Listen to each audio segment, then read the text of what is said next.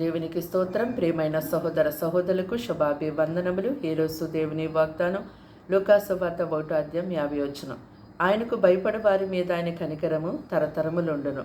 చూడండి, దేవాది దేవుడు ఎంతో కనికర సంపన్నుడు. ఆయన పట్ల ఎవరైతే దీనులై నలిగిన హృదయము గలవారై ఆయన మాట విని వణుకుతారో వారందరి మీద ఆయన యొక్క కనికరము తరతరములు కూడా ఉంటుంది. ఆయన కనికర సంపన్నుడు కనుక ఈ లోక జనులందరితో కూడా ఆయన అంటున్నారు, కనికరము గలవారు ధన్యులు, వారు కనికరం పొందుకుంటారు. కనికరము లేని వారు కనికరము లేని తీర్పు పొందుకుంటారని సెలవిచ్చారు. అయితే మరి ఈ లోక జనులందరి పట్ల ఆయన చూపిస్తున్నటువంటి కనికరము ఎంతో గొప్పది. ఆయన కనికర సంపన్నుడు కనుక మనము కూడా ఆ యొక్క దేవుని కనికరముతో నింపబడి జీవించేవారిగా ఉండాలి.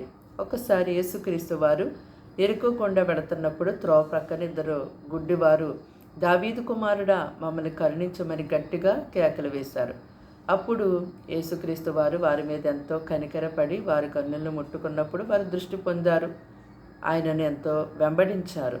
చూడండి, మరి కనికరము, జాలి, దయ, ప్రేమ ఇవన్నీ దేవుడు కలిగి ఉన్నారు.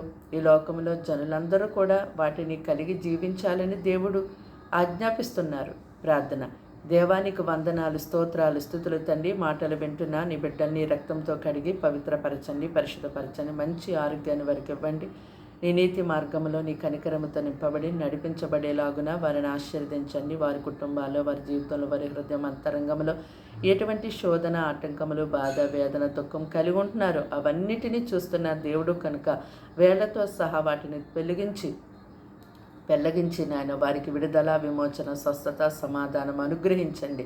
నీ బిడ్డలు ఏదైతే మొర్రపెడుతున్నారో తండ్రి ఆ మరొక జవాబు ఇవ్వండి నాయన. ఎటువంటి శోధనలో ఉంటున్నారో విడిపించండి. నీ బిడ్డల్ని దినమంతా గొప్పగా నడిపించండి. బలమైన కంచె కాపుదల వారి చుట్టూ, వారి గృహముల చుట్టూ మీరుంచి నడిపించి సహాయం చేయమని సమస్తమునికి అప్పగిస్తూ యేసుక్రీస్తు నామములో ఈ ప్రార్థన సమర్పించి వేడుకుంటున్నాం తండ్రి. ఆమేన్.